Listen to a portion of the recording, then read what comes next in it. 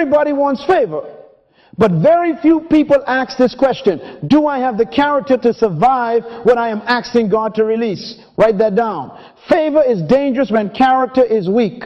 We love to pray for open doors, but we do not always pray for disciplined appetites. We love to ask God for increase, but we do not always ask God for integrity. We want the platform, the contract, the influence, the opportunity, the relationship, the visibility, but we never stop long enough to ask, if God gives me what I am asking for, will it bless me or expose me? Favor is not a little feeling. Favor is access. Favor is opportunity. Favor is influence. Favor is resources. Favor is divine permission for you to enter places you could not enter by yourself.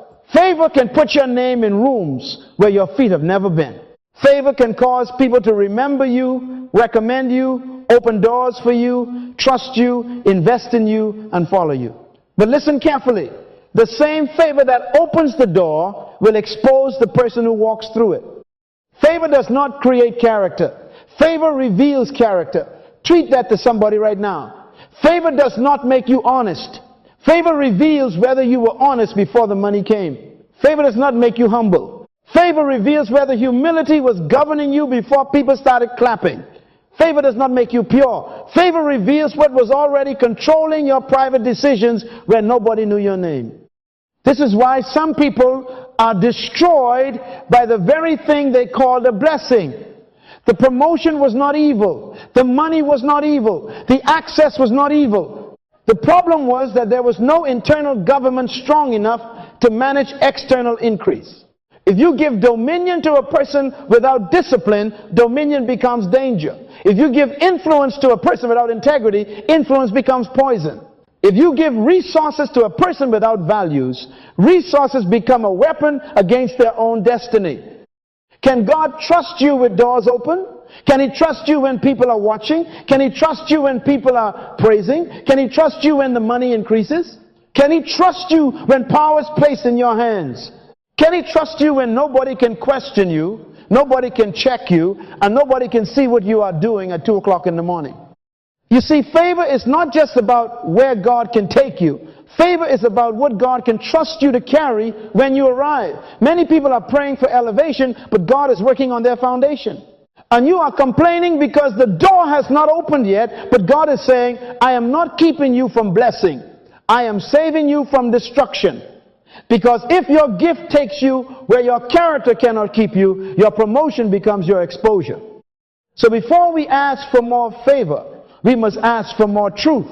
Before we ask for more influence, we must ask for more discipline. Before we ask for more visibility, we must ask for a clean heart, a stable spirit, and a life that does not need darkness to survive. If you desire favor with integrity, stay with this teaching. Subscribe, not because you need another message, but because you need your character built for what God wants to trust you with. And if this is your prayer, write one sentence of surrender. Lord, build in me the character that can carry your purpose. Because favor without character does not elevate a person. Favor without character endangers them. Now let us define character. Because you cannot build what you have not defined. Many people want favor, but they do not understand character. They think character is personality. No. Personality is how you express yourself. Character is who governs yourself. They think character is talent. No. Talent is what you can do. Character is what you will not do. They think character is reputation. No. Reputation is what people think you are. Character is what you are when no one is there to applaud you, no one is there to expose you, no one is there to reward you, and no one is there to punish you. Write this down. Character is what remains the same under pressure. Character is consistency. Character is predictability. Character is internal law. Character is self-government. Character is the part of you that does not need supervision to obey truth. If you need someone watching you to be honest, you are not honest yet. If you need someone checking your phone to be pure, you are not pure yet. If you need someone auditing your money to be faithful, you are not faithful yet. Character means truth has moved from the outside into the inside. Why do we call letters characters? Because A is A, wherever you write it. If you write A in your house, it is A. If you write A in a hotel room, it is A. If you write A in Africa, in Asia, in Europe, in America, it is still A. A does not become B because the environment changed. B does not become C because nobody was watching. The alphabet has character because it is consistent. That is why we trust it. If A changed every time you opened a book, you could not read. If letters changed according to atmosphere, language would collapse. Why do we call numbers characters? Because 1 is 1 in every country. 2 is 2 in every economy. 5 does not become 7 because it entered a boardroom. 10 does not become 20 because somebody praised it. Numbers are trusted because they do not negotiate their identity. A true standard does not change because of environment. A pound is a pound. A mile is a mile. Truth is truth. Principle is principle. Integrity is integrity. You can move the standard into a palace or into a prison, but if it is a standard, it remains the same. So when God talks about character, He is talking about your capacity to remain one. That is the word integrity. Integrity means integrated. It means your words, your thoughts, your values, your decisions, and your habits have become one. You are not scattered. You are not divided. You are not one person on Sunday and another person on Monday. You are not one person in worship and another person in business. You are not one person on the stage and another person online. You are not one person with your spouse and another person in secret messages. You are one. This is why double living is so dangerous. Double living is the enemy of favor. Double living means you are not integrated, you are disintegrating. Listen to that word. When something is not integrated, it disintegrates. It falls apart. Many people did not fall in public first. They fell apart in private first. Public failure is often private disintegration finally becoming visible. The scandal was not the beginning. The scandal was the announcement. The collapse was not sudden. It was hidden. It was cultivated. It was protected. It was excused. Then favor put pressure on it, and pressure revealed what was never healed. Do not confuse anointing with character. Do not confuse gifting with character. Do not confuse applause with character. A person can sing under anointing and still lie under pressure. A person can preach truth and still hide sin. A person can build a business and still cheat quietly. A person can speak about destiny and still violate covenant. That is why God does not merely listen to what you say in public. He watches what governs you in private. Who are you when the contract is not signed yet? Who are you when the customer overpays you? Who are you when your spouse does not know? Who are you when the browser history can be deleted? Who are you when the receipt can be hidden? Who are you when you can exaggerate and no one will verify it? That is character. Character is not the speech you give when the lights are on. Character is the law that controls you when the lights are off. God can trust a person whose private life and public life are governed by the same truth. Not the same mood, the same truth. Not the same emotion, the same truth. Not the same convenience, the same truth. This is why character must be stronger than opportunity.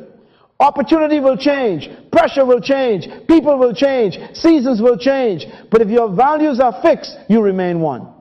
So ask yourself tonight, am I integrated? Are my words and my habits one? Are my prayers and my decisions one? Are my values and my relationships one? Are my public convictions and my private appetites one? Because favor cannot safely rest on a divided life. A divided life will eventually leak.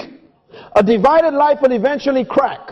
A divided life will eventually betray the person living it.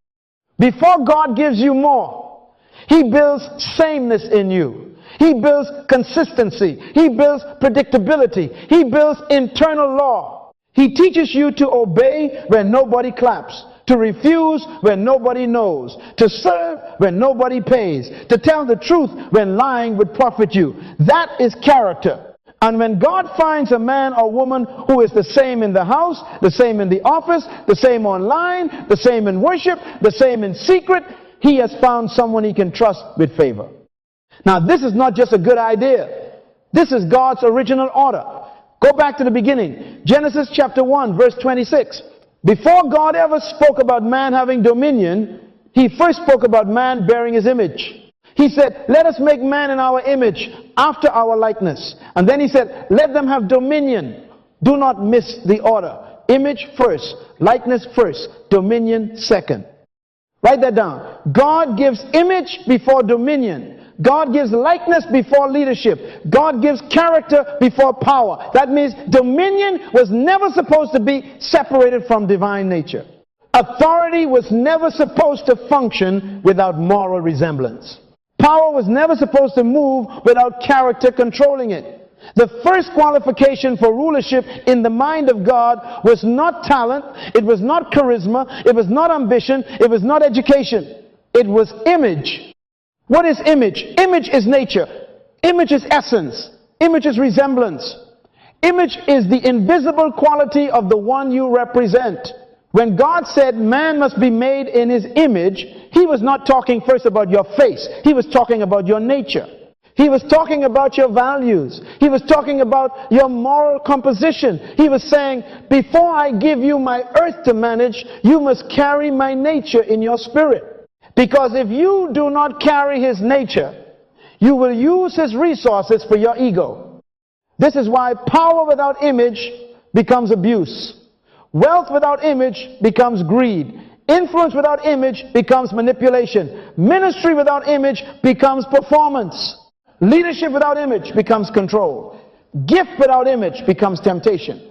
And favor without image becomes a danger to everybody connected to you. Because when a person has dominion but does not have likeness, they will eventually use people instead of serving people. This is the problem with human ambition. We want dominion first. We want the title. We want the platform. We want the microphone. We want the company. We want the followers. We want the money. We want the recognition. We want somebody to call our name and open the door. But God is asking another question. God is not first asking how big is your dream. God is asking how much do you look like me. God is not first asking how many people can you lead. God is asking, can you lead yourself? God is not first asking, can you handle visibility? God is asking, can you handle secrecy? Everybody say order. Order is important. You can have the right thing in the wrong order and create destruction. Fire in the stove can cook your food. Fire in the curtains will burn the house down. Water in the cup can refresh you. Water in the lungs will kill you. Power in the hands of character can bless a generation. Power in the hands of appetite can destroy a generation. The issue is not power. The issue is order. God never intended dominion to be first. Dominion must be governed by image. This means before you ask God for dominion over business, ask him to form his image in your business ethics. Before you ask God for dominion in ministry, ask him to form his image in your motives. Before you ask God for dominion over money, ask him to form his image in your stewardship. Before you ask God for dominion in your family, ask him to form his image in your patience, your faithfulness, your tenderness, your self-control. Before you ask God to increase your gift, ask him to increase your likeness. You see, a gift can attract people, but only character can protect them. A gift can open doors, but only image can keep you from corrupting the room. A gift can make people listen, but only likeness can make what they hear trustworthy. That is why God is more committed to making you like him than making you famous. Fame without likeness is exposure. Success without likeness is pressure. Opportunity without likeness is an accident, waiting for a season. Promotion is not the first evidence of favor. Conformity to God's character is the first evidence of favor. Treat that. The first sign that God is favoring you is not that people know your name. The first sign is that truth is governing your nature. The first sign is that you are becoming more honest, more disciplined, more faithful, more pure, more dependable, more humble, more submitted, more stable. If you are becoming like him, favor is already working, even before the door opens. Some of you are angry because God has not released the dominion yet, but you do not understand what he is doing. He is working on image. He is correcting your attitude. He is confronting your appetites. He is challenging your motives. He is teaching you how to forgive, how to serve, how to wait, how to obey, how to be faithful in another man's field before he gives you your own. That is not delay. That is preparation. God is not punishing you. He is protecting the future he wants to trust you with. So do not despise the season where God is making you. Dominion is attractive, but image is necessary. Dominion gives you responsibility. Image gives you capacity. Dominion gives you territory. Image gives you restraint. Dominion gives you authority. Image gives you the nature to use authority correctly. If God gave you everything you wanted right now, would his image govern it? If he gave you the business, would truth govern the contracts? If he gave you the platform, would humility govern the applause? If he gave you wealth, would stewardship govern the spending? If he gave you influence, would service govern the access? If he gave you leadership, would love govern the decisions? God's order has never changed. Character before power, image before dominion, likeness before leadership. And any person who tries to reverse that order will eventually be corrected by the weight of what they ask for. So favor must be reframed. Favor is not God giving you an advantage so your ego can feel important. Favor is God giving you responsibility so his purpose can be advanced through your life. Write that down. Favor is not proof that God admires your gift. Favor is a trust that demands stewardship. This is where many people become confused. They think because they are gifted, they are ready. No. A gift can make people notice you, but stewardship determines whether God can keep trusting you. Charisma can attract attention, but only character can sustain assignment. Charisma can gather a crowd, but character can carry a burden. Charisma can impress people in one moment, but character must represent God after the applause is gone. Do not mistake attention for approval. Do not mistake open doors for maturity. Do not mistake increase for endorsement. Sometimes God opens a door to reveal what has been hidden. Sometimes favor becomes an examination. Sometimes what you call blessing is really responsibility arriving to test your internal government. Favor is never given just to make your life easier. Favor is given to advance purpose. Favor is given to serve people. Favor is given to represent the government of God in the earth. If God gives you influence, it is not so you can be worshipped. It is so truth can be represented. If God gives you money, it is not so appetite can become king. It is so assignment can be funded. If God gives you access, it is not so you can manipulate people. It is so you can serve them with integrity. This is why stewardship is the real test of favor. Everybody wants more, but God watches how you manage little. You are praying for a large contract, but you are dishonest with small invoices. You are praying for a platform, but you cannot be on time for small meetings. You are praying for a kingdom assignment, but you break small promises and call it being busy. You want God to trust you with nations, but you cannot steward one relationship without using people. Listen carefully. Small things are never small to God when they reveal your character. Being on time is character. Keeping your word is character. Honoring a contract is character. Returning what does not belong to you is character. Protecting confidential information is character. Apologizing quickly is character. Refusing dishonest gain is character. Paying what you owe is character. Telling the truth when a lie would benefit you is character. You cannot ask God for greater favor while mismanaging the favor already in your hands. The small money is a test. The small responsibility is a test. The small correction is a test. The small opportunity is a test. The small relationship is a test. The small instruction is a test. If you are not faithful when nobody celebrates you, why should God expose you to a place where everybody studies you? Because visibility does not reduce pressure. Visibility increases pressure. When you are hidden, your weakness affects a few. When you are elevated, your weakness can damage many. So God is merciful when He trains you in smallness. He is not insulting you. He is inspecting you. He is asking, can this person be trusted when nobody is clapping? Can this person be faithful when there's no camera? Can this person serve when there's no reward? Can this person obey when obedience costs them? Jesus said, if you are faithful over little, you can be made ruler over much. That is principle. You can never disagree with principle. You can ignore it, but you cannot change it. Much is not given to people who despise little. Much is entrusted to people who have proven that little did not corrupt them, little did not discourage them, little did not make them lazy, little did not make them bitter. Some of you are asking God to give you more clients, but you do not honor the clients you have. Some are asking for more income, but you do not manage the income you have. Some are asking for more influence, but you do not steward your words. Some are asking for leadership, but you do not receive correction. You want God to advertise you publicly, but privately you are careless with what He already assigned to you. Favor is not a decoration. Favor is a deposit. Favor is God investing divine confidence in human stewardship. And God does not waste favor on appetite. Tweet that. God does not waste favor on appetite. He invests favor in assignment. Appetite consumes. Assignment serves.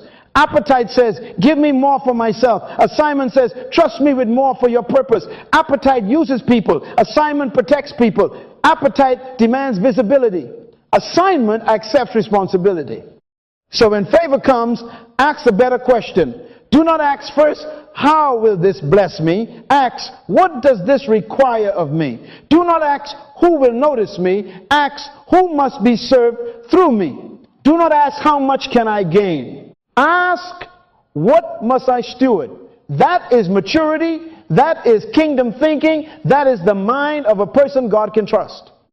Your gift may bring opportunity, but your stewardship will determine your longevity. Your charisma may open a door, but your integrity must live in the room. Your talent may cause people to invite you, but your character determines whether heaven can endorse you. Favor is not God flattering your ability. Favor is God testing your reliability.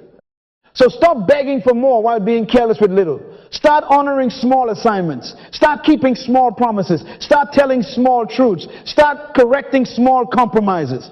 Start apologizing quickly. Start showing up prepared. Start protecting what was spoken to you in confidence. Start refusing money that requires you to sell your soul. Start living like every opportunity is a trust from God. Because favor is not for self-exaltation. Favor is for stewardship. Favor is not for appetite. Favor is for assignment. Favor is not proof that God is impressed with your charisma. Favor is proof that God is examining whether your character can be trusted with His purpose. Now listen carefully. Because favor will always bring you into the place where your heart is examined.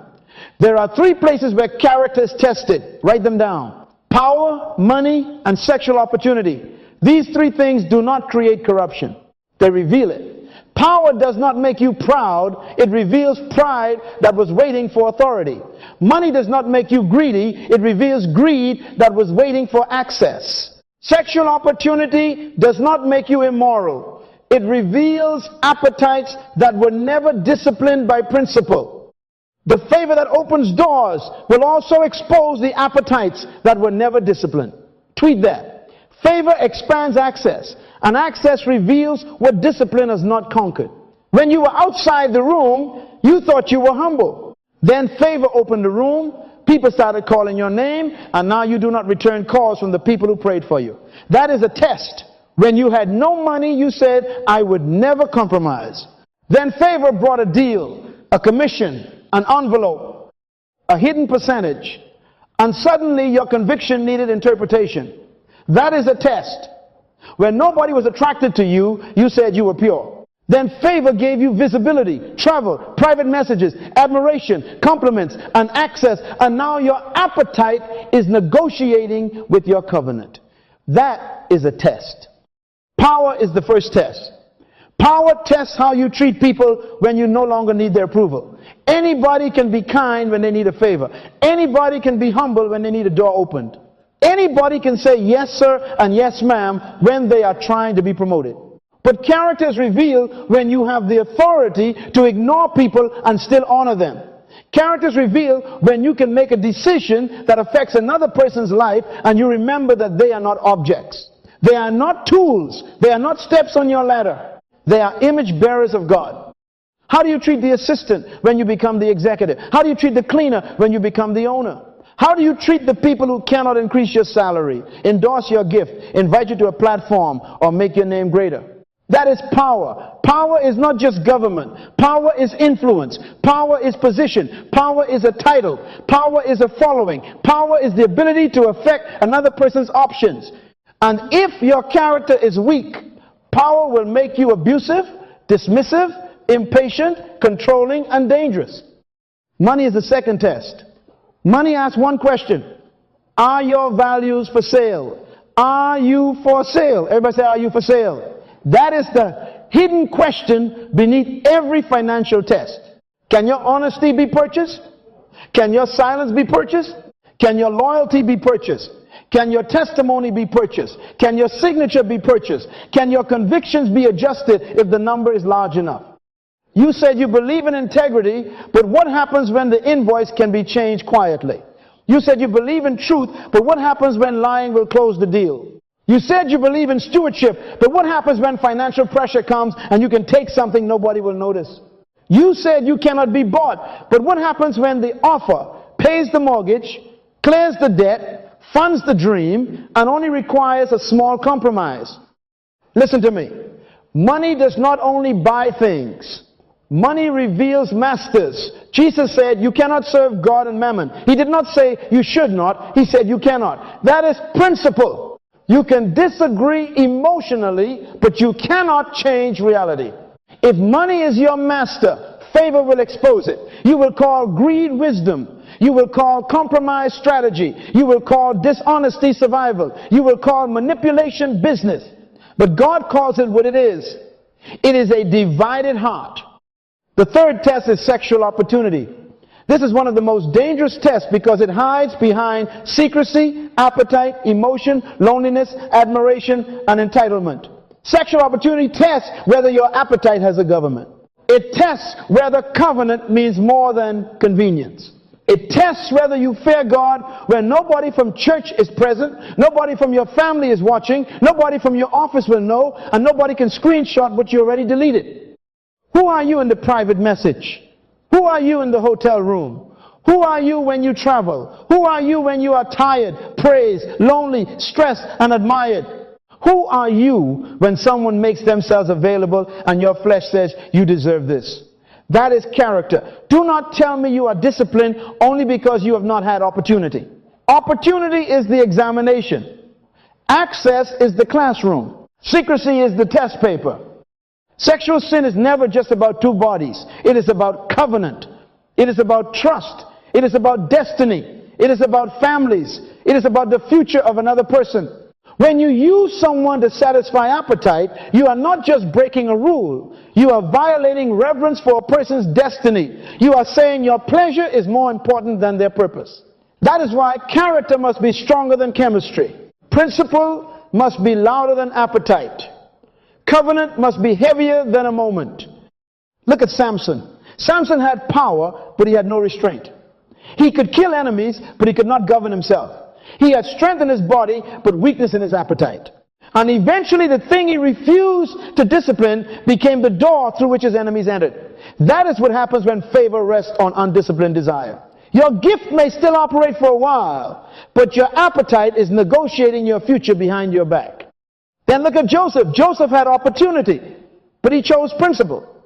He was alone. He was pressured. He was invited. He had every natural excuse.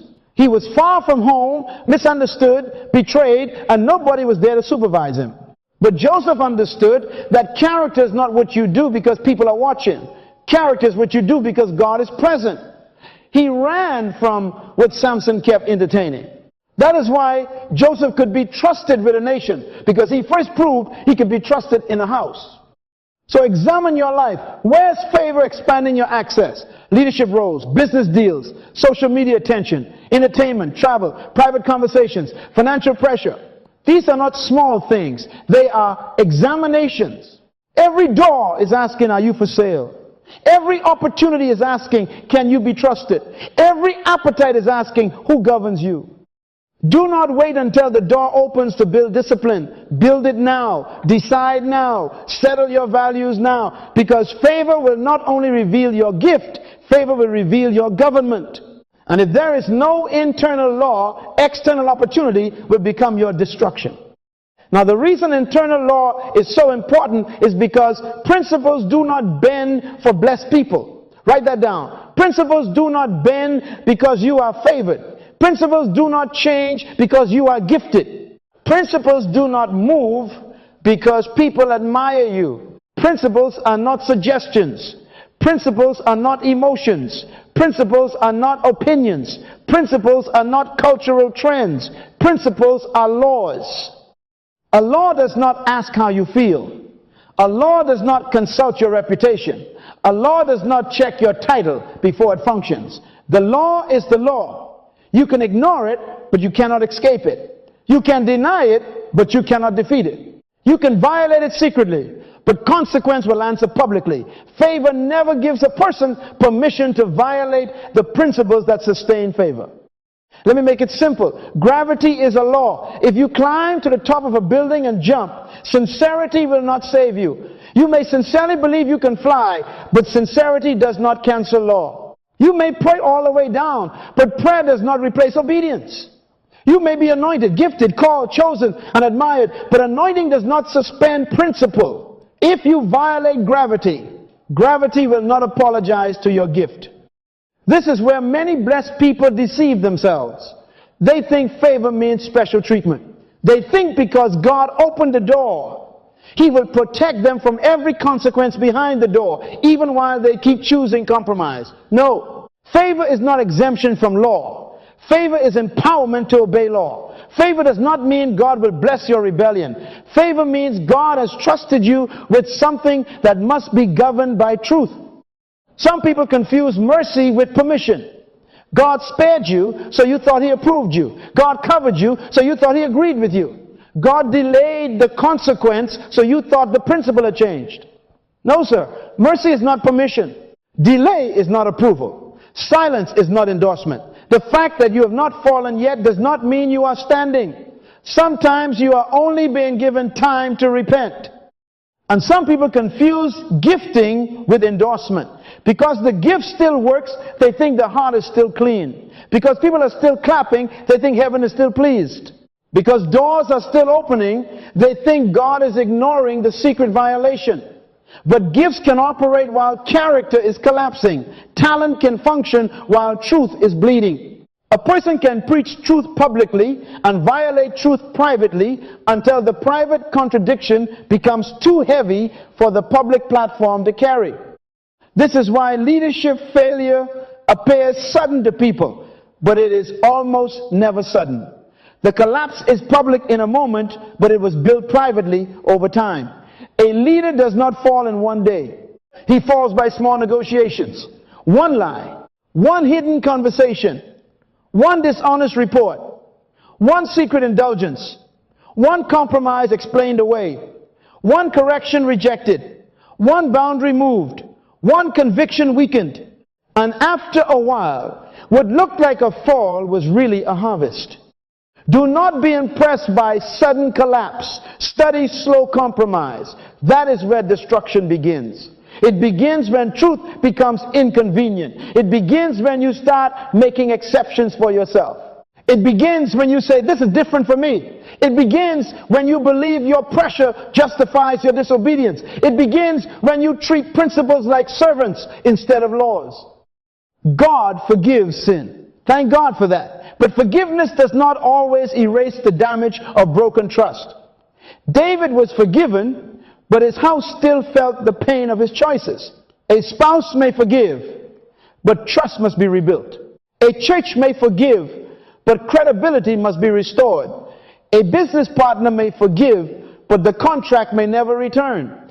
A child may forgive, but the memory may still need healing. Forgiveness restores relationship with God, but wisdom still requires rebuilding what disobedience damaged.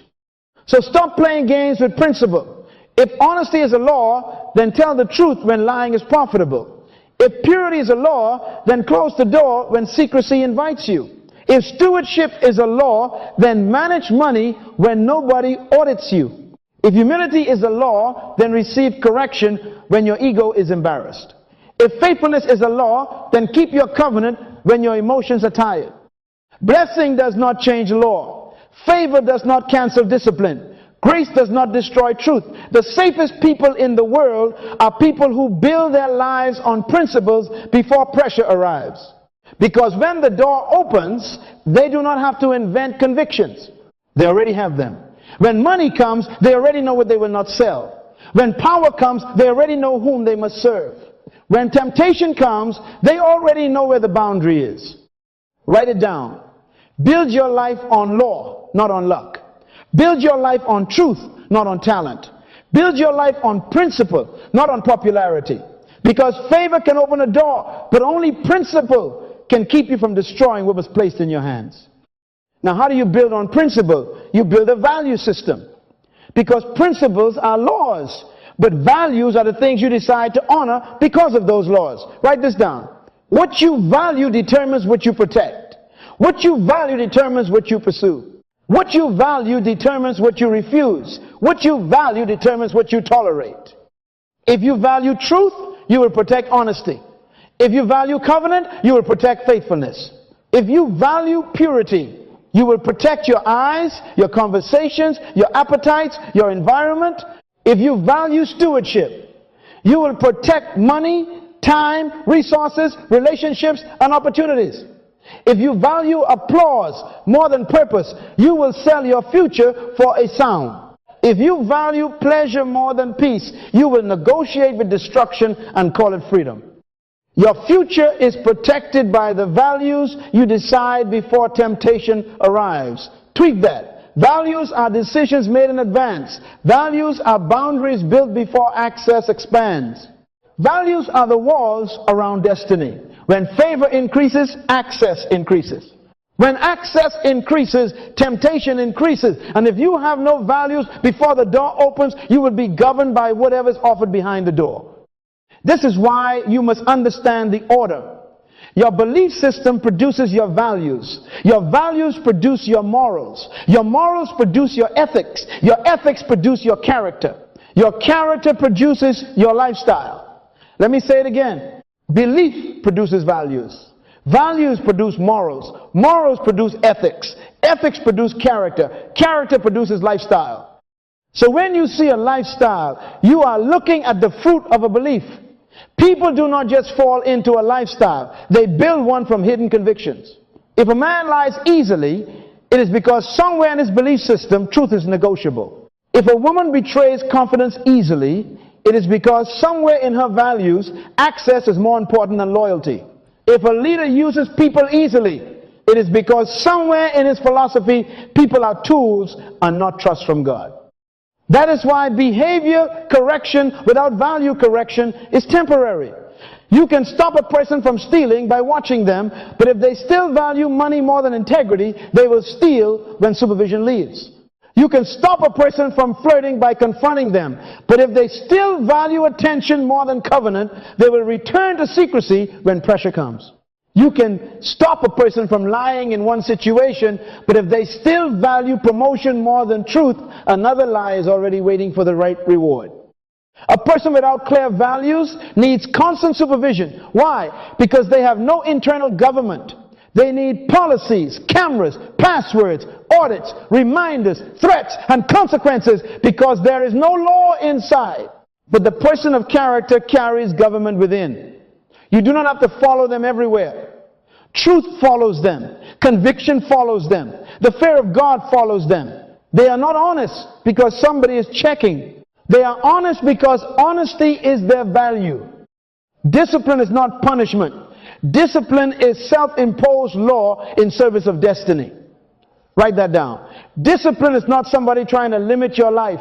Discipline is you protecting your life from what can destroy it. Discipline is saying, I know where I am going, so I know what I cannot do. Discipline is saying, I know who I am called to become, so I know what I cannot entertain. Discipline is the servant of vision. Vision without values becomes destiny without discipline. So stop calling every boundary bondage. Some boundaries are protection. Some restrictions are wisdom. Some no's are walls around your future. A river without banks becomes a flood. Fire without a fireplace becomes destruction. Power without principle becomes abuse.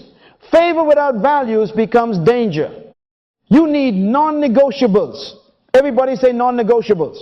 Truth must be non-negotiable. Purity must be non-negotiable. Covenant must be non-negotiable. Stewardship must be non-negotiable. Excellence must be non-negotiable. Humility must be non-negotiable. Service must be non-negotiable. Obedience must be non-negotiable. Not when it is convenient, not when it is popular, not when it is profitable. Non-negotiable means the price cannot move it. You must be able to say, I will not lie to get promoted. Say it. I will not betray trust to gain access.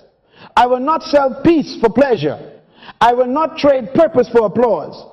I will not use people to advance myself. I will not take money that requires me to lose my name. I will not entertain relationships that weaken my covenant. I will not hide what should be confronted. I will not become someone God cannot trust just because men admire me. That is a personal constitution. A nation without a constitution becomes unstable because every leader can change the rules. A life without a constitution becomes unstable because every appetite can change the rules. You need written laws for your own soul. Before favor increases, write your constitution. Before money comes, decide what you will not buy and what cannot buy you. Before visibility comes, decide what you will not become. Before opportunity comes, decide what you will not compromise. Before temptation arrives, decide who you are. Do not wait until you are tired to decide purity. Do not wait until you are broke to decide honesty. Do not wait until you are praised to decide humility. Do not wait until you are lonely to decide covenant. Pressure is a poor place to write values. Promotion is a dangerous place to discover convictions. Build the wall now. Build it with truth. Build it with obedience. Build it with discipline. Build it with humility. Build it with service. Because when favor comes, it will test the strength of what you built in secret. And the people God can trust are not the people who have no temptation. They are the people whose values already answered before temptation started speaking. Now, another wall you must build is the wall of correction. Because a correctable spirit is one of the strongest signs that favor will not destroy you. Write that down. A correctable spirit protects the future of a favored person. If God can correct you, He can keep you. If people can correct you, they can help preserve you. But if nobody can speak into your life, nobody can help save you from yourself. Favor is dangerous when it meets pride. Pride turns blessing into entitlement. Pride says, I deserve this. Humility says, I must steward this. Pride says, who are you to question me? Humility says, show me where I am blind. Pride protects image. Humility protects truth. And any person who protects image more than truth is already in danger. Listen to me carefully. The moment your reputation becomes more important than your correction, your gift has become unsafe. Because people who cannot be corrected cannot be trusted with influence. They may be talented, but they are dangerous. They may be anointed, but they are unstable. They may be successful, but they are exposed. Why? Because influence multiplies what is inside you. If pride is inside you, influence multiplies pride. If secrecy is inside you, influence multiplies secrecy. If humility is inside you, influence multiplies service. Every person with influence needs voices that can confront them. Leaders need them. Parents need them. Spouses need them. Ministers need them. Entrepreneurs need them. Creators need them. If people listen to you, then somebody must be allowed to speak to you. If people follow you, somebody must be able to question you. If people trust your decisions, somebody must be able to examine your motives. False independence is when you say, I don't need anybody. That is not strength. That is isolation, wearing a crown. No one is so gifted that they do not need correction. No one is so spiritual that they do not need accountability. No one is so successful that they no longer need truth spoken plainly. If no one can question your decisions, your gift has outgrown your character. Tweet that. If nobody can challenge you, You are not powerful. You are unprotected. Accountability is not weakness. Accountability is wisdom before exposure becomes necessary. Let me say it again. Accountability is wisdom before exposure becomes necessary. When you invite correction privately, you reduce the need for public embarrassment. When you allow truth to confront you early, you prevent destruction from educating you late.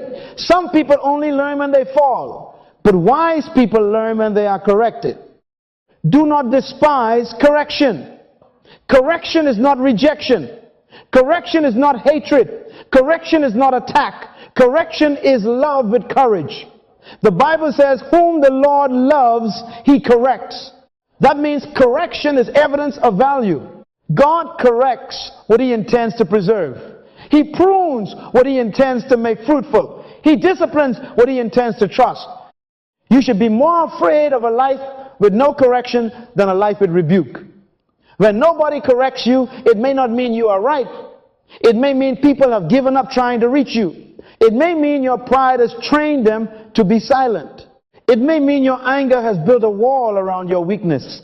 And when truth cannot enter your life, destruction begins to counsel you. Who can tell you no? Who can say that decision is unwise? Who can say your tone is wrong? Who can say you are becoming arrogant?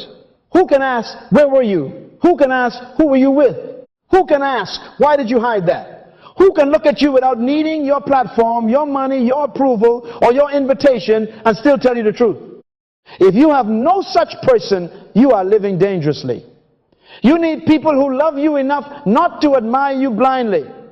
You need people who respect your gift but fear God more than your opinion. You need people who are not impressed into silence. Because favor will surround you with applause, but character requires correction. Applause tells you what people enjoyed. Correction tells you what God wants preserved. And do not only accept correction when it is gentle. Sometimes truth comes in a voice you do not prefer. Sometimes wisdom comes through a person you did not choose.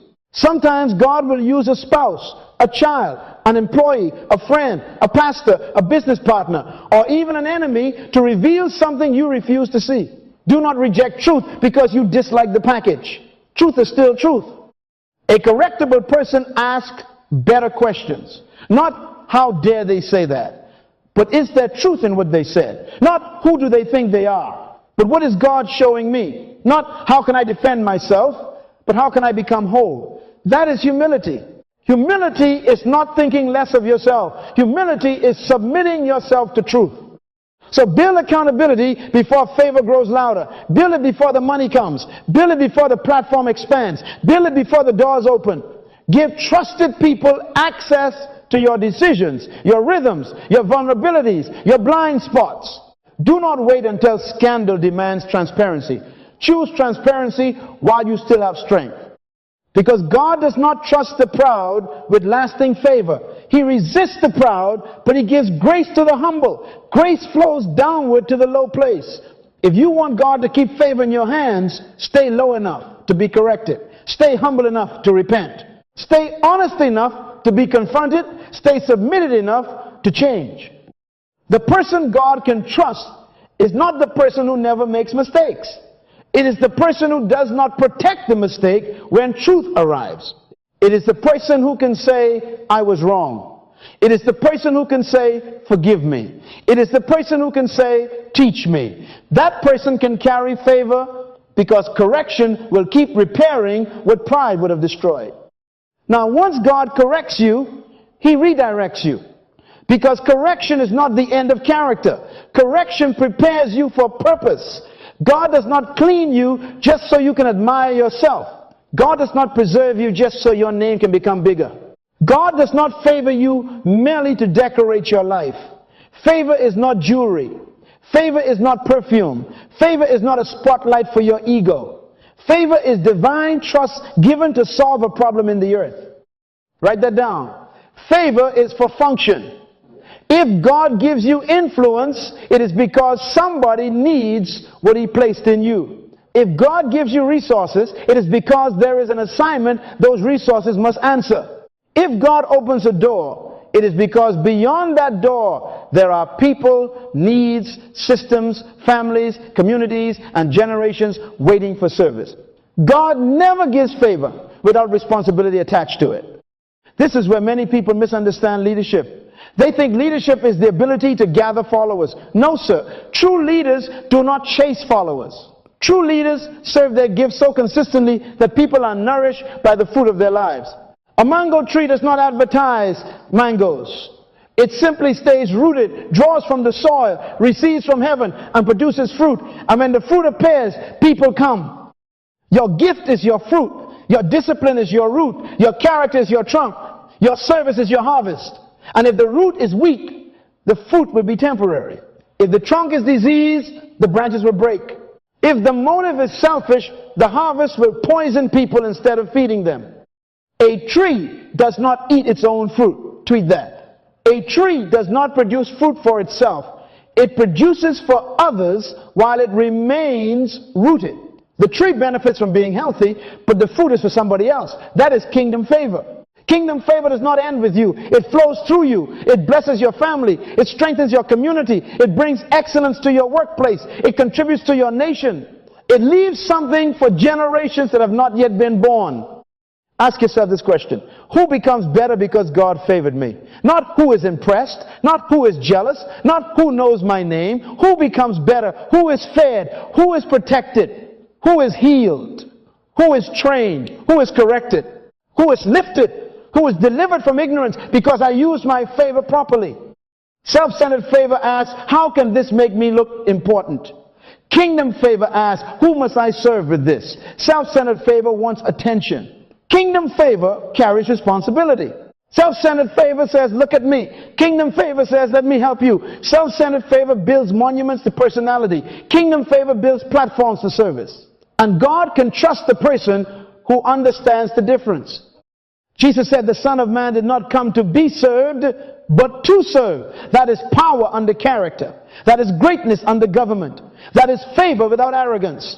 If anybody had a right to demand attention, it was Christ. But he washed feet. He touched lepers. He fed hungry people. He taught the ignorant. He restored the broken. He carried power like a servant because he was secure in his identity. Only secure people can serve. Insecure people must perform. Insecure people must prove. Insecure people must announce every sacrifice, every gift, every open door, every relationship, every achievement. Why? Because they need favor to validate them. But when your identity is settled, favor does not make you arrogant. Favor makes you responsible. A secure person can lift others without feeling reduced. A secure person can open doors for others without fearing replacement. A secure person can celebrate another person's success without becoming threatened. A secure person can use money to build people, not control people. A secure person can use visibility to give voice to others, not silence them. That is character. Character turns favor into service. Do not let your blessing become a mirror. Let it become a window. A mirror only shows you yourself. A window lets light pass through. Some people receive favor and all they see is themselves. My platform, my opportunity, my influence, my house, my business, my ministry, my gift, my name, my. That is dangerous language. Anything God gave you that cannot pass through you will eventually corrupt you.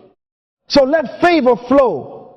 Let wisdom flow to your children. Let kindness flow to your spouse. Let integrity flow to your staff. Let excellence flow to your workplace. Let justice flow to your community. Let vision flow to young people. Let generosity flow to the poor. Let your life become a channel, not a container.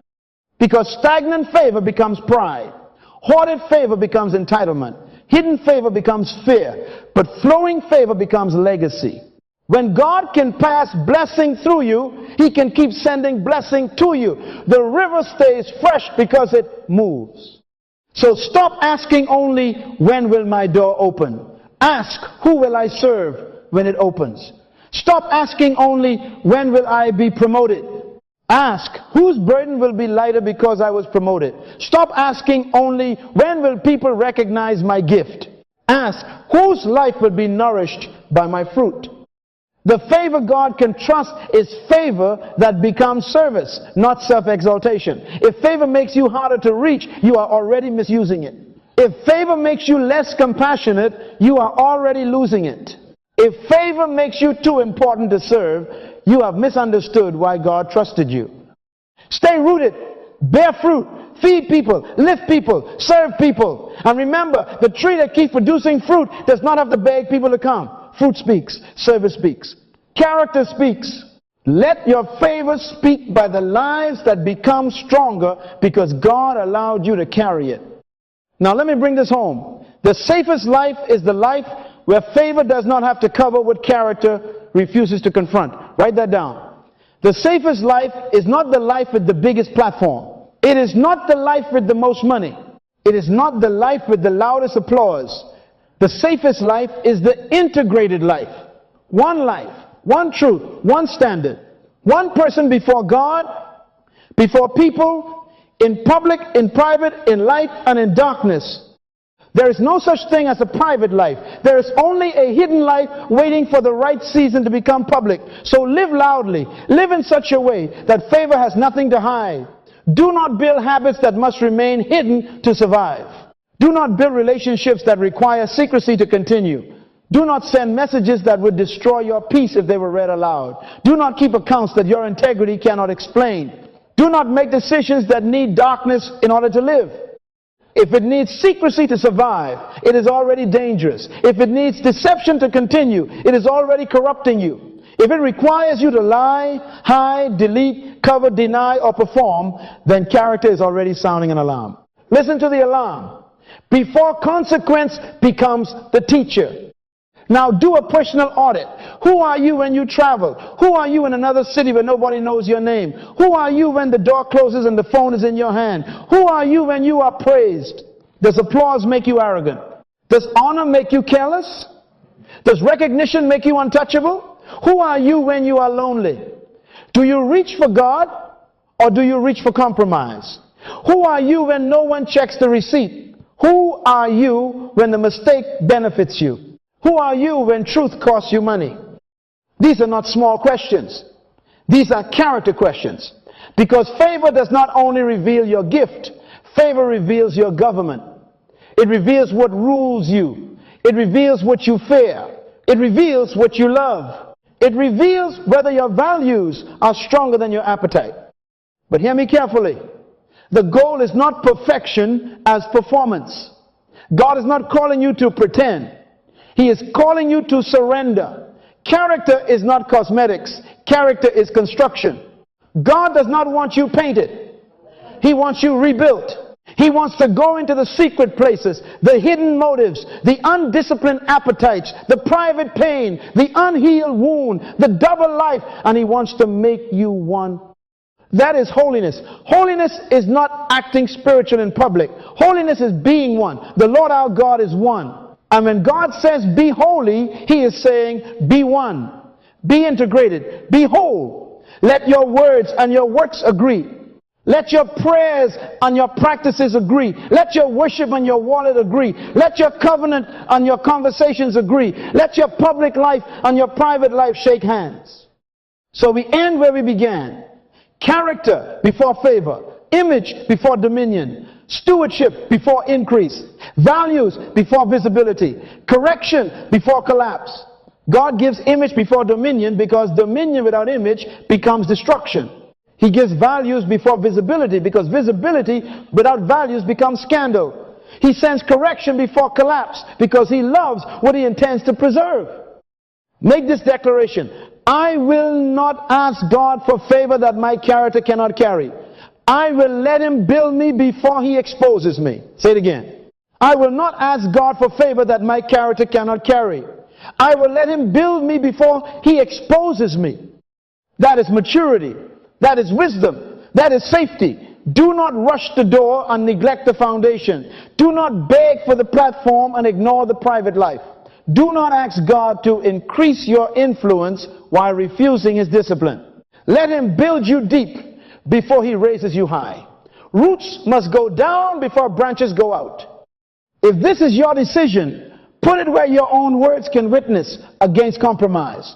Comment this truth. God can trust me with favor because I choose character before promotion.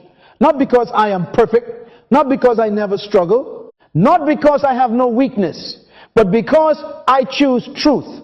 I choose surrender. I choose correction. I choose discipline. I choose values. I choose service. I choose character before promotion.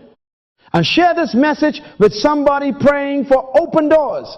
Because while they are praying for the door to open, they must also pray for the character to walk through it. Like it if it has confronted you. Subscribe if you want teaching that builds the inner life, not just excites the outer life.